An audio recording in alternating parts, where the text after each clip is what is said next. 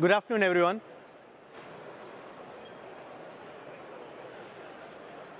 One of the toughest challenges in doing software in scale is how do we balance the freedom the developer needs to innovate, to do things for their customers, and the consistency we need as an organization to operate and manage things at scale efficiently as possible as we bring more and more teams on board. I'm Imran Dawood, a principal solution architect at AWS, and I'm privileged to have Luca Marsilio, senior engineering manager from Ocado Technologies, and Ryan Stalbaugh, staff cloud engineer from Ocado Technologies, here with me today. They will be taking you through how they have solved the challenges which we are going to discuss today about unlocking innovation by balancing consistency and governance within the organization. In this talk, we will be covering operational evaluation of traditional models to cloud, its challenges, and the potential approaches which organizations leverage at the moment, like DevOps and platform engineering. And lastly, you will hear from Ocado in terms of how they have addressed these challenges and found some innovative ways to address them. This is a quote from our former CEO, Jeff Bezos, who highlights that only sustainable advantage you have over others is the agility, because nothing else is sustainable. So what does this agility gives? It helps you to innovate and transform. So how do we get that agility within our organization while maintaining the consistency and the governance to enable the innovation? For that, we need to understand the operational model which, as an organization, we have been following through.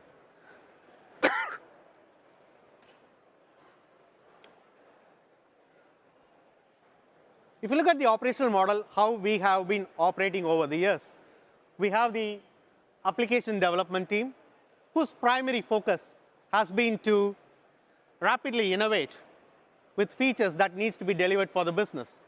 They want a quicker feedback. They want to have a quicker time to market. They have been primarily focusing on delivering this. If you look at the infrastructure and operation team, their primary focus has been to provide a standardized environment and then make sure their organization is secure. And they enforce the security by leveraging governance. They want to make sure it's all monitored properly, their applications are running in a secured fashion. If you look at from both sides, what they are looking to achieve is sensible and it should be achievable. So where are the challenges here?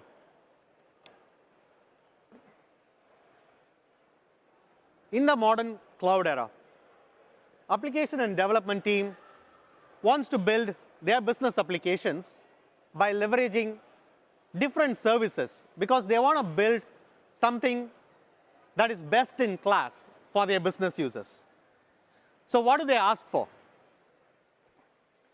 If you look at the application development team, they might choose to run at different runtimes.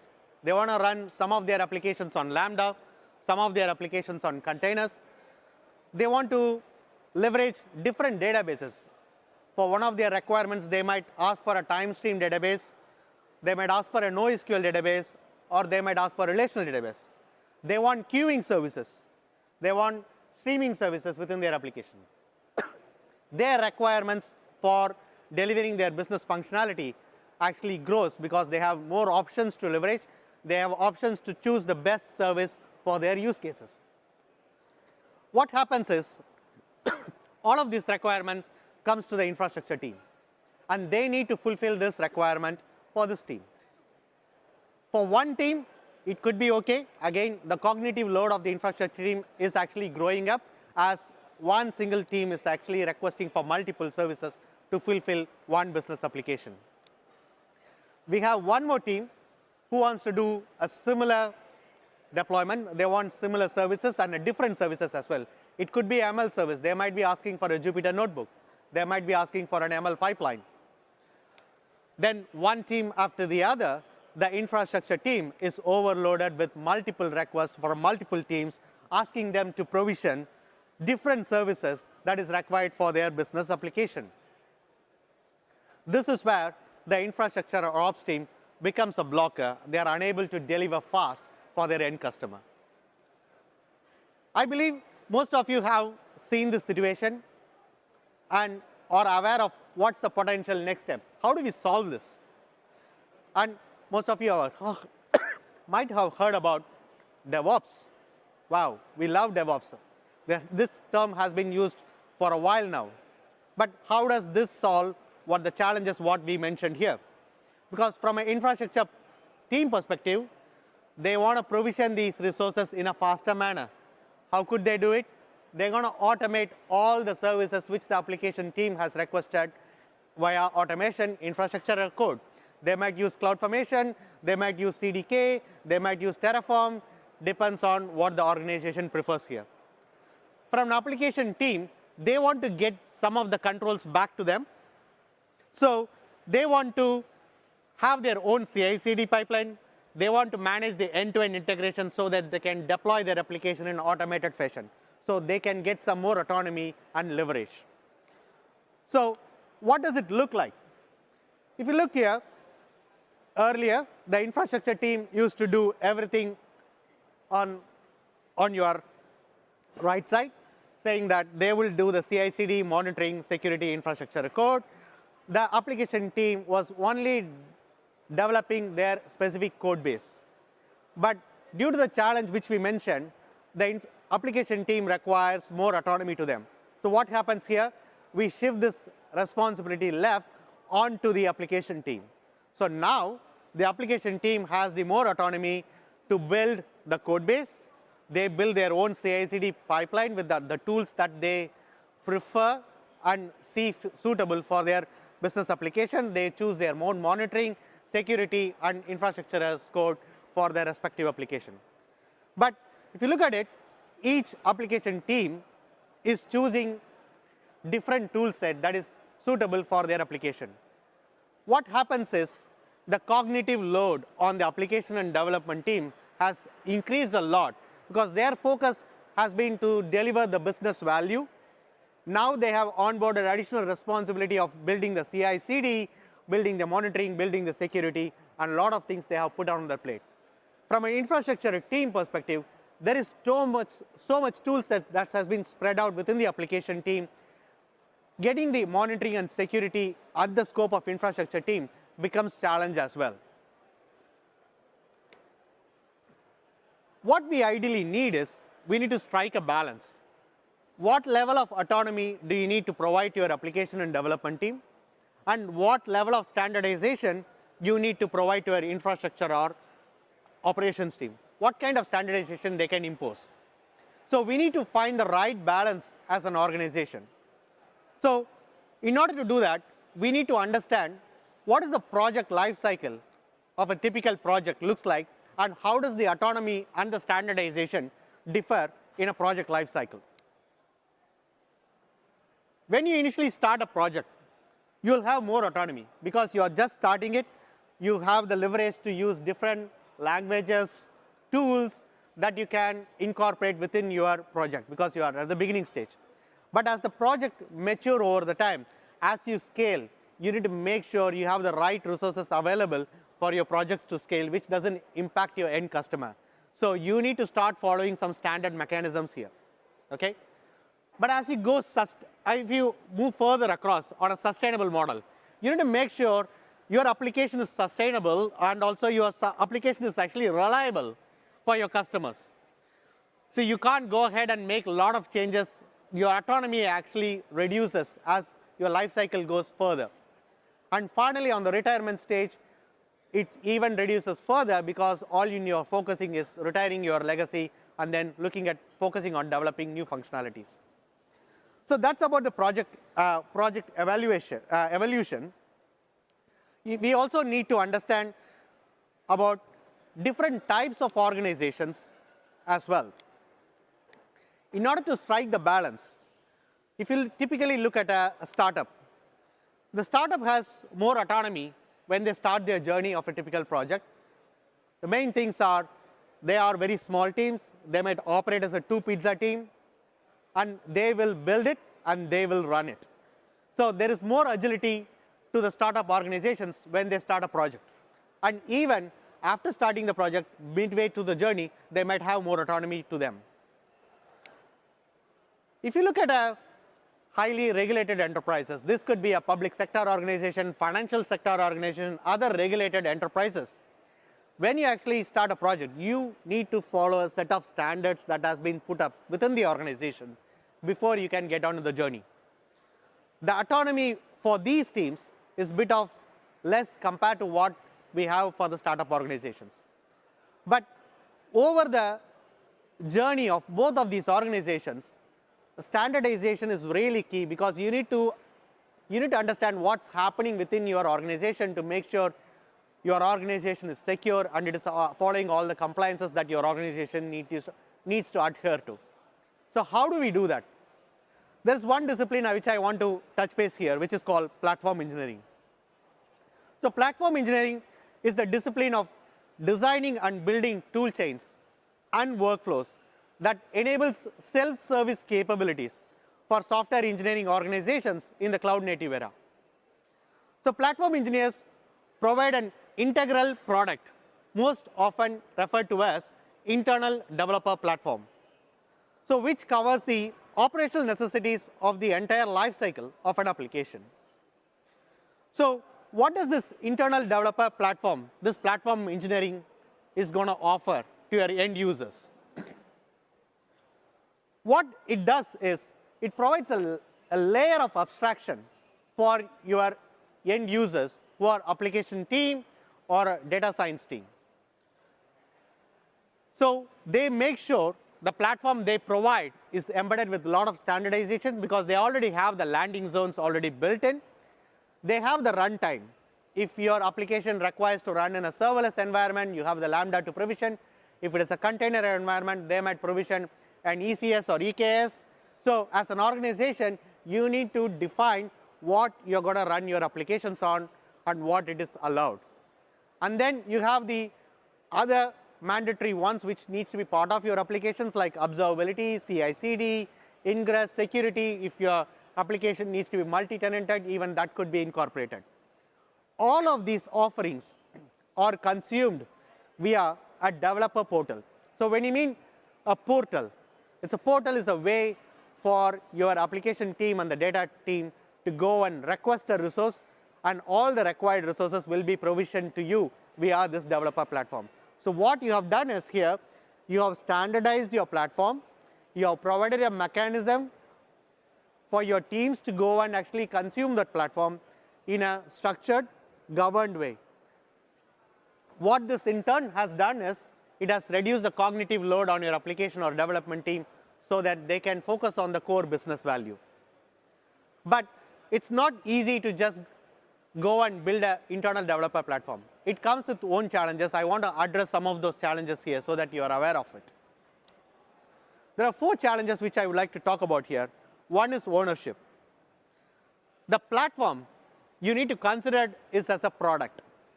If you consider this as a product, you need to understand what your end user requirements are. So who are your end users here? These are application team and the other consumers like your ML team or a data team. So you need to understand what do they need from your platform so that you can incorporate those are being made available within your internal developer platform. The second one, level of abstraction. I previously showed you a level of abstraction where the internal developer platform is built with standardizations, runtime offerings like Lambda, Kubernetes. So as an organization, you need to understand what kind of abstraction you are providing for your teams. Your teams might ask, okay, I need just a CI/CD as an offering, or I need just a container as a service offering. or some other team would ask, okay, I just need a platform where I can deploy an application. All I care about is building a jar file or building an exe. That's all I care about. You take care of the rest. So you need to work with your team to understand what level of abstraction you are going to offer to your end consumer. So that's about the level of abstraction. The third one is the adoption. If you build it, they will come. It doesn't happen that way. When you build a platform, people don't consume it automatically if you assume it. So you need to work close with your consumers to make sure they are part of the journey from the start, and then you can help them to actually to adopt your platform. And the fourth one is troubleshooting.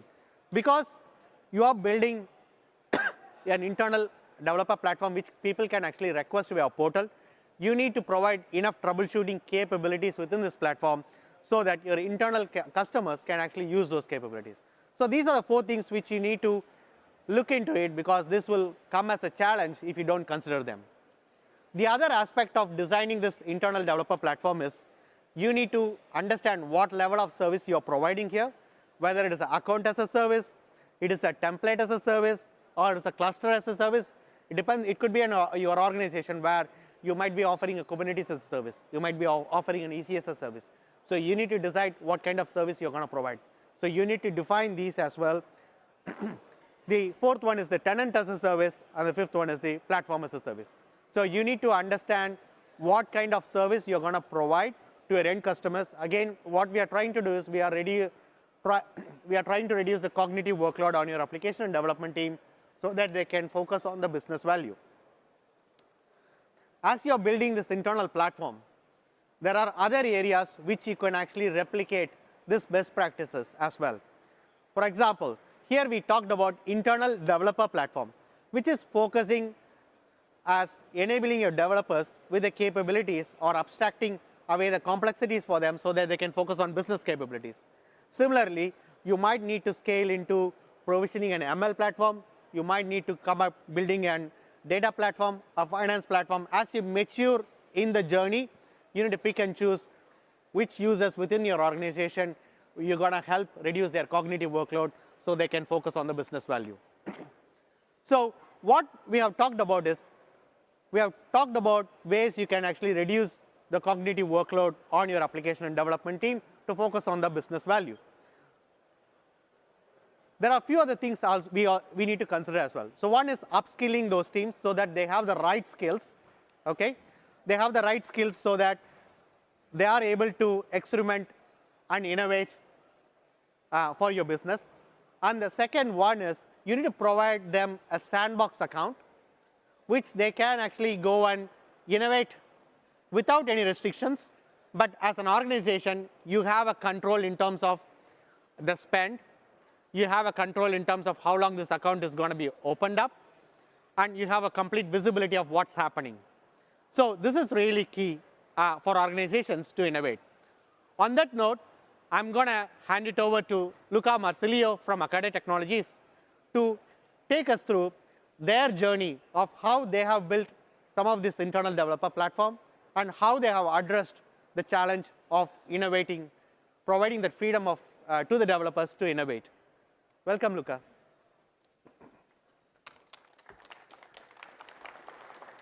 Thank you, Imran. Thank you. Imagine your developers.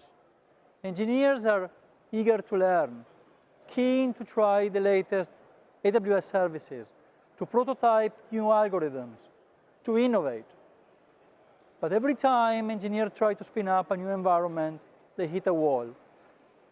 It's a wall of approval, a wall of request, and it's a waiting game. Days, sometimes weeks, just to get a sandbox ready to roll. On the platform side, platform engineers are drowning in requests. They're trying to balance the need for governance, security, with innovation and development. Does it sound familiar to anyone? Because it was familiar for us. And that's why at Ocado Technology, we have developed our own self-service evaluation account factory. And we call it Espresso. Today, Ryan and I will show you how we slash lead times and empower our engineers to experiment and innovate while retaining critical control on security, on governance, and cost control. So let's get started.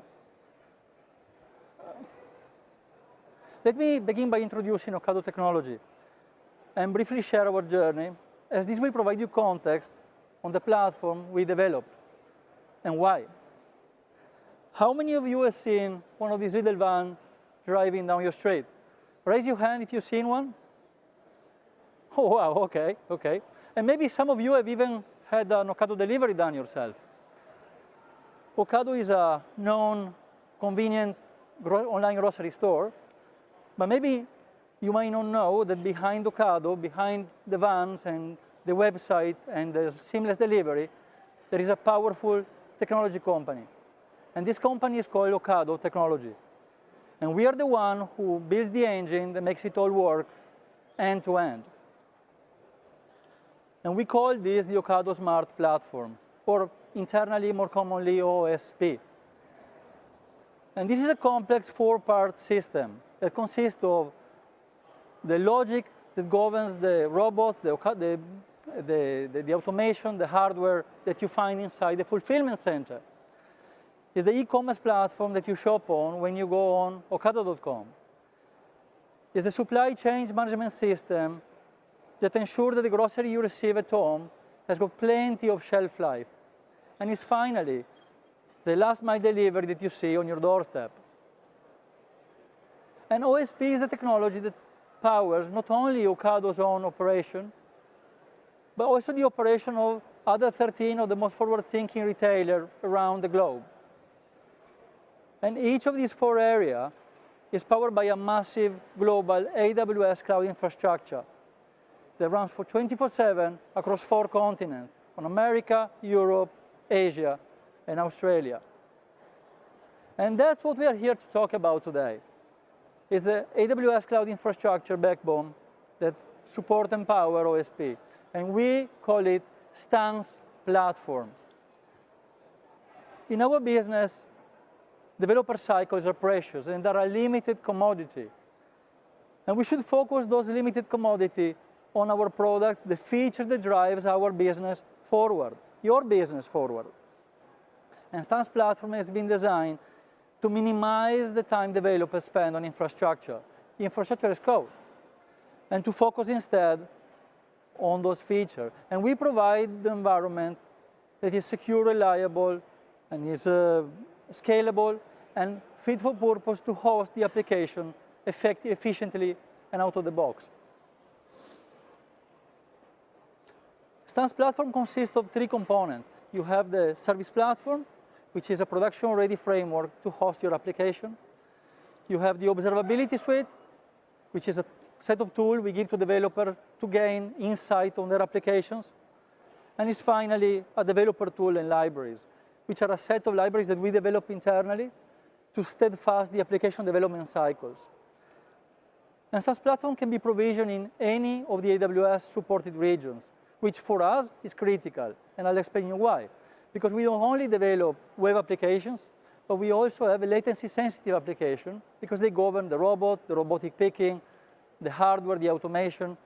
And so we really, really need those applications to run in close proximity with the hardware.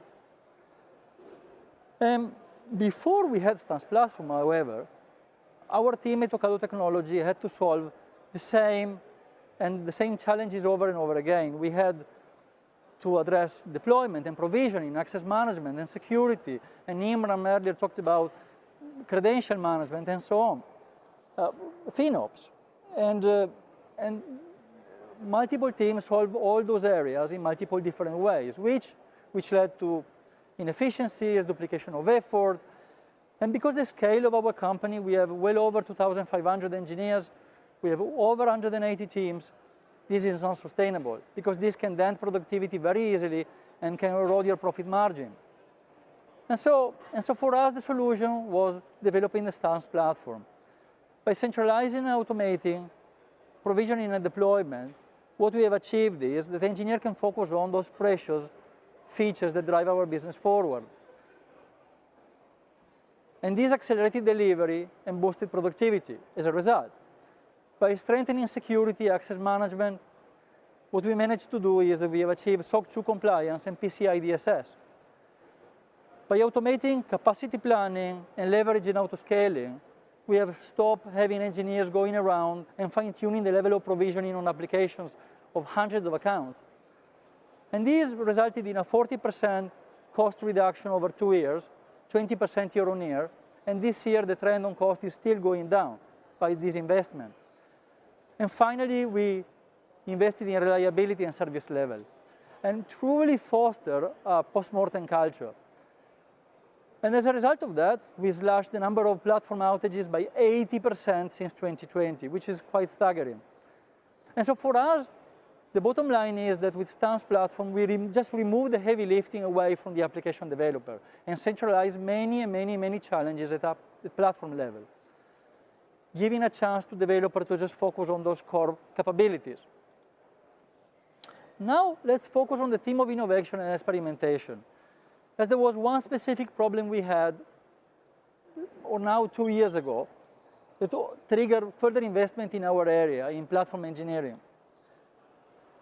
The core tension we were facing was a classic tug of war between the application developer on one side and the platform engineers on the other, between the standardization for governance and security and cost control that I mentioned earlier, and the normal need for experimentation and autonomy and innovation on the other. And I suspect this is not something specific to Ocado, but it's something that many of you in the audience may have seen in your company at some point or other. And before Ryan comes on stage and show you all the details of the solution we developed, let me walk you through some of our earlier attempts and failures. So earlier on, we adopted 2 tactics. We had a shared account models for evaluation and a dedicated account models. Very simplistically, a shared account models, we created 2 shared accounts for multiple teams. They were SOC 2 compliant, they look very like production accounts. And we provision a number of AWS managed services and a number of productivity tools and services we develop internally. So these were ready-to-go environment where your teams could have gone and run their experimentation. And these were very suitable for teams that didn't have operational experience, didn't have experience in managing accounts and infrastructure, and they just wanted to get on with their experimentation. And we had 2 of them. And then we had another model for teams that are more akin to infrastructure, operations, and so on, and we gave them what we call a dedicated account model. So we gave them a bare AWS account, we gave them an admin credential, and the only thing we did is we provision security services, obviously, right? And over time, the company grew, the number of experiments grew, and so the number of accounts, or baseline accounts we provision were increasing in number. And as the picture showed, for a period of time, these 2 tactics kind of met requirements and were kind of okay, until we all look like this person. Obviously, the company was growing, the amount of toil to manage those solutions was growing. Some of the teams having the baseline account were falling behind on governance and security obligations. And even in platform, we had other businesses, other priority. We kept developing the platform, and we didn't really focus on those 2 tactics very much, until we had 2 defining moments. One of the teams experimenting on a dedicated account, which we call a baseline account, racked up a very large bill doing one of those simulations, a proof of concept, and they racked up a very large bill. And because they owned this account, and we were not really involved, and they didn't have any budget monitoring in place, that happened. And a number of months later, there was another team experimenting in a shared account, and this team was doing a proof of concept, and before we knew, they turned that proof of concept in a production workload on an evaluation account. And when we found out and we engaged with the team, we realized that it was not possible to actually do a lift and shift, and we had no other option than vacate all the other teams experimenting in this account to another one, which was obviously a painful exercise and not very popular. And so the key takeaway was that we just needed a better solution for the problem of innovation. The solution that could better balance our need for governance, security, and cost control and all our developers need to innovate and drive the company forward. And so this is how Espresso was born. So we obviously didn't know how the application, the solution was going to look like, but we had some key crystal criteria. We formed the squad, and we imagined an application that could enable our developers to independently create evaluation accounts with a couple of constraints. We wanted a pre-approved limited budget, so no need to go to the director and ask for approval. That is just red tape. And we wanted evaluation account, to have a predefined, pre-agreed lifespan, no question asked. So no accounts that linger around for months and years. At the end of the evaluation, cut off. And there was another one. We wanted full automation, no manual overhead. We wanted creation, provisioning, and deprovisioning in the end, and destruction to be fully automated, with no dependencies on my engineers. And so we imagine a world where we can give to the developers the full autonomy around their own evaluation, under control, in a cost-efficient way, in a timely manner. And now Ryan will walk you through all the detail of how we did it.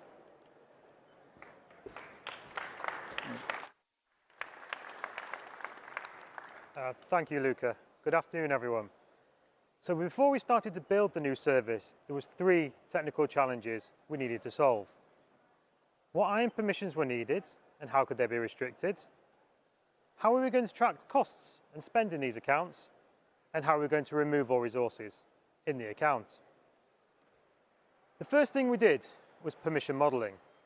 So we knew we needed to make changes in the IAM Identity Center and the AWS Organization Service. Now, in the AWS organization, we have many production accounts.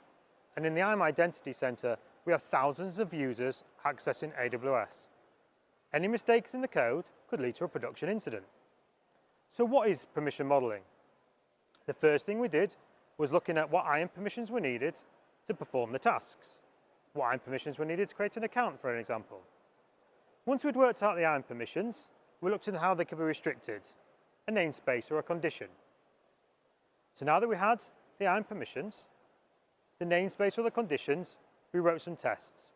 First of all, to see if the actions worked, could we create the account? And second of all, to see if the actions couldn't work and see if we got blocked by IAM permissions. So for example, a permission put in place was we could only create accounts and tag them with a certain tag. Now, unfortunately, there were some permissions that couldn't be restricted in the way we wanted to, such as assignments in the IAM Identity Center. Now, the next challenge is how we're going to keep track of costs. Well, there's an AWS service for that. That brings us to AWS budgets. Now, if you didn't know, AWS budgets can keep track of costs in a month or a quarter, for example. But we had quite specific requirements. We needed to track costs in a 42-day period, 6 weeks, and it could start at any time in the month. Now, unfortunately, AWS budgets didn't meet our requirements for the tracking of costs. Effectively, we had to build our own version of AWS budgets cost tracking. Now, how do we do that? We use the Cost Explorer API. Well, there's an unavoidable issue with that. And actually, you have the same issue if you're using AWS budgets. The costs aren't live. 24 to 72-hour delay. So of course, in that time, developers or a team could incur some costs that we wouldn't see till the next day or the day after.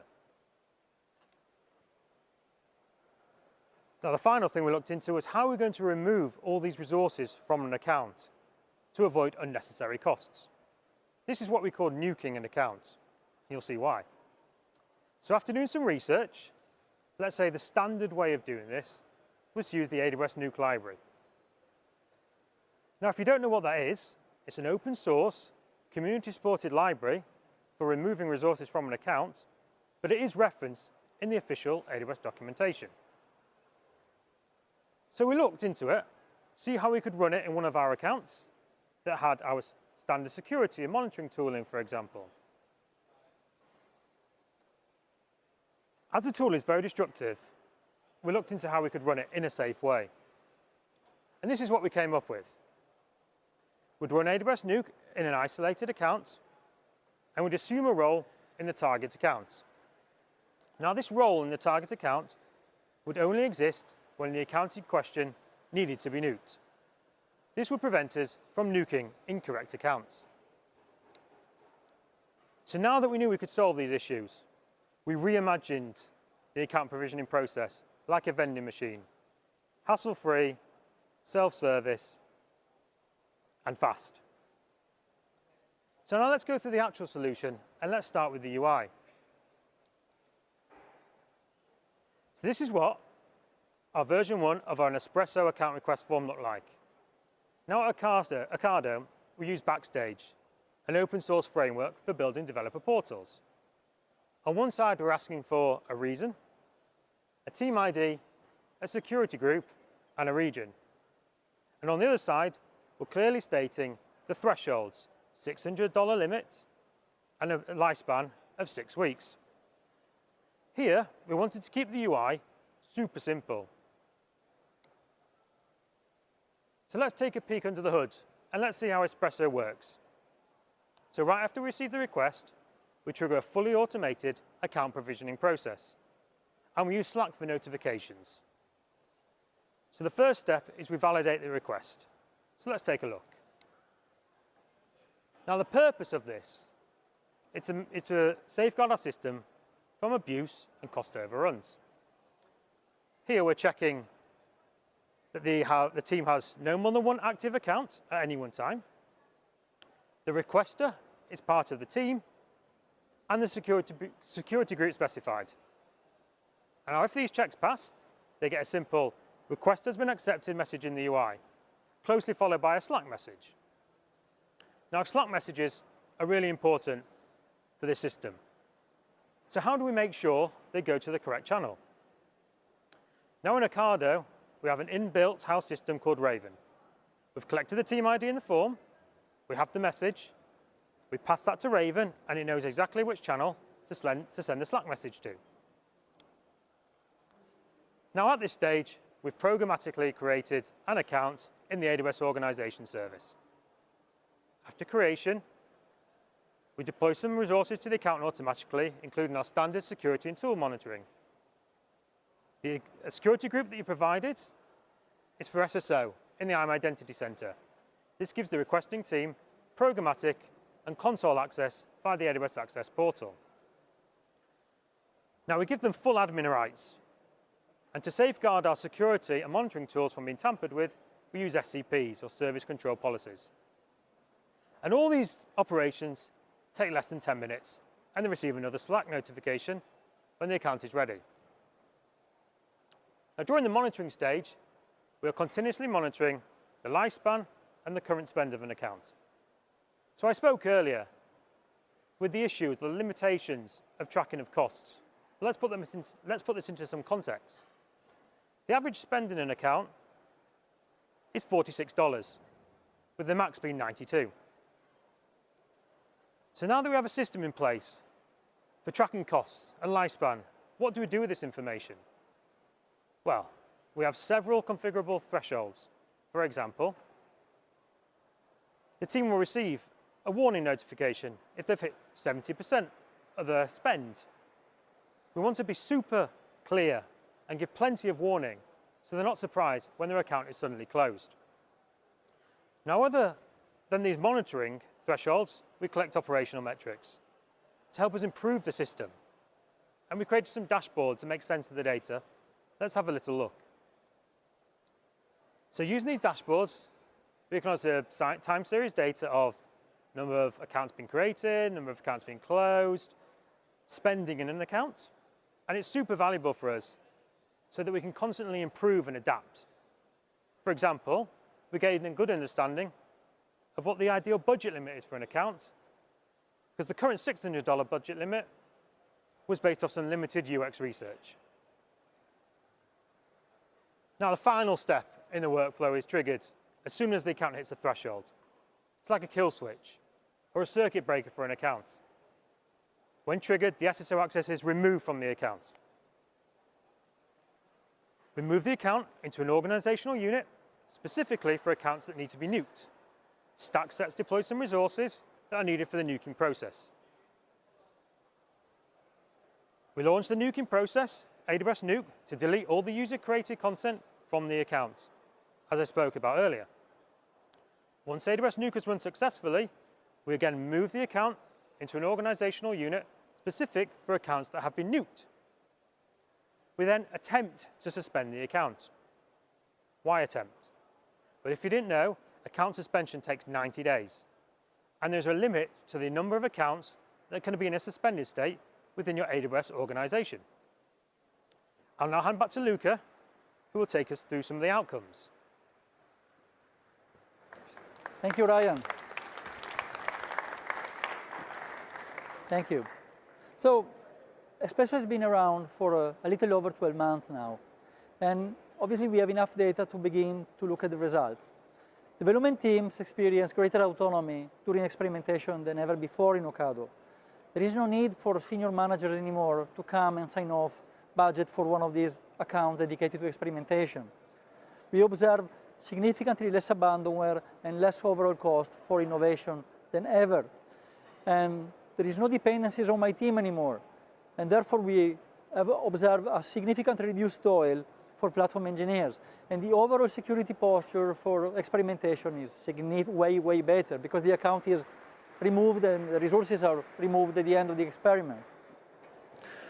The data shows that 70% of the account created in the past 12 months have been created for proof of concept and experimentation. Some 10% have been created for learning purposes and training. And we even had teams using these accounts for hackathons. In terms of spending, Ryan talks about $46 on average spending. But interestingly, the median spending is $5 US, which kind of tells us that it is possible to run very purposeful innovation and experimentation in a very inexpensive way using AWS cloud infrastructure.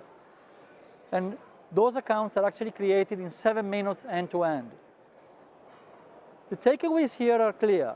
Stan's platform allowed Ocado technology to streamline and secure our product development effort, ensuring that those development cycles are spent on the product, on the features that drive our business forward.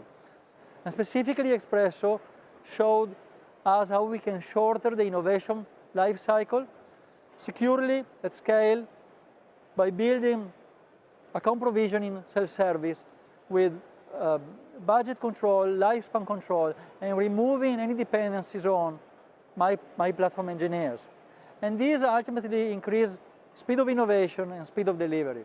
And now, Imran will wrap it up. Thank you.